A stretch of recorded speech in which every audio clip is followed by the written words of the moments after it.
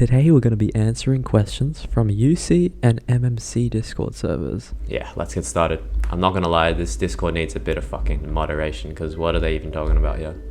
God damn, it's a bunch of tech spaghetti right here. How do you counter STPC people who do it at 2+ PPS? What is STPC? It's a TSS into a TSD into another TSD or a TSS into a PC. All you really have to concern yourself with is the fact that it's a loop and the first attack sends 2 lines. The reason you need to know that the first attack sends 2 lines is because now you can cancel the loop. All you need to do is send something that is more than 2 lines and that will cancel the loop. They won't be able to do that final PC. Go for something like this, send this off, and now they don't have a loop. Now all you have to do is simply just build up and cancel everything that they send. What are the benefits of this Tspin versus this Tspin? So I'm assuming they're comparing this one with this one. Well, the difference is just finesse. This one is 1 key press faster than this one, I would assume. 1, 2, soft drop 3.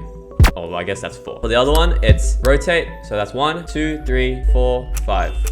You're not meant to do the triple rotate. So it's just faster T-spin finesse. How do you suggest I train my T-spin vision? So I'd look at some tutorials first. If you don't get it, I will explain. Look for a flat ground and just put a dot in between. It can look like this for all I care. See right here, flat ground here with a dot in between. And then look for ways to put S and Z pieces on the left and right side. The T shape, I will highlight. You want to look for ways to put the S and Z piece to cover up this square here or this square here. This is what you call an overhang. And with a Z piece, put it here and then here. So basically you want to look for equal ground or look to make equal ground on your board. How to foot do you get lower? KPP is keys per piece. I assume this is how you would train it. So what you want to do here is look for places to put your pieces where you don't have to rotate them at all. I'm gonna put it here because I don't have to rotate it. Here, no rotation needed, no rotation needed, no rotation needed. This eyepiece has to be rotated, so I'm gonna put it at the best spot I can find, which is probably going to be here. This can go here without being rotated. This goes here, and now this T piece has to be rotated, so I'm gonna have to put it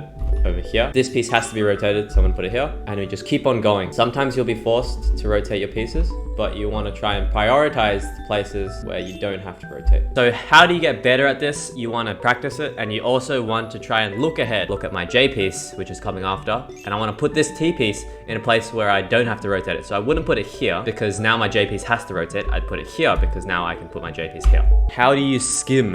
You just do it. How would you get better at look ahead? Just play really, really slow. Imagine where your pieces are going to be. The J piece is going here, the O piece is going here, the L piece is going over here, the O piece is going here, the I piece is going here. Take your time to visualize it. When you play really, really slow, in the short term, you're going to be playing really, really shit. How do you get out of an 8-1 stack without breaking back to back? This is a good question. My advice for 8-1 stacking is to just get out of it. I think 8-1 stacking is mostly just RNG. The stack that you always want to go into is going to be in this order: 6-3, 5-4, 7-2 only if you get LST, 9-0. Usually the way you want to use 9-0 is you want to stack for 2 Tetrises and then double Tetris. How do you maintain a strong attack when your opponent is constantly down stacking? If you're the same skill level, I think the defending player will pretty much always be able to out down stack your attack. Here's what I suggest. What you want to do is play more spike heavy. When your opponent is at the bottom of their board, just stack up and try to make like a giant well to spike them out. You can't really pressure your opponent if you play at the same speed. How do you define cannot play the game well? My definition of cannot play the game well is if I literally AFK and you kill yourself, then you cannot play the game well. And that's pretty much all of DC and B rank. If you don't kill yourself, you're on your way to being decent. How do you make the T-spin, bro? So you'd put something on this square. You can use the T, you can use the S there. How do you even freestyle 20 TSD badge? I think there's a thing you can do called like a mech TSD that Raviclia came up with. How do you get better at upstacking? Probably just practice sprint. With upstacking, you want to make sure that you always funnel into the center. Make sure that your upstack has like a V shape. How do you stick spin? So you make this shape and then you TSS it.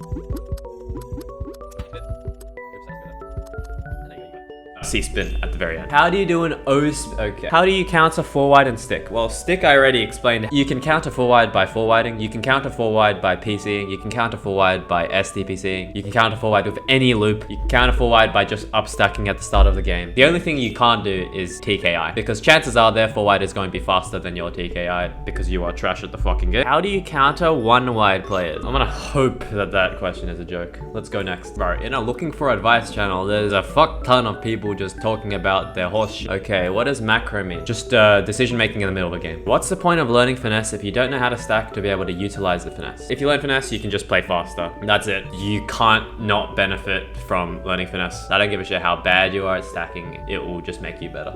That's that. GG, go next. What does counting to 4 mean? 1, 2, 3. Now we're going to move on to MMC. Any tips on how to read and react faster? I only read 3 previews and still struggle a lot speed-wise. If you only read 3 previews, bump it up to 4 and then slow down to incorporate that 1 preview. Once you're good with that, you can bump it up to 5. How do you maintain your consistency, focus in your games? I've been struggling for months on end now and it's really bothering me. Why can't I keep up my pace? Sometimes I can go 0.75 APP, 4 PPS burst, and other times I misdrop even go at 2 PPS.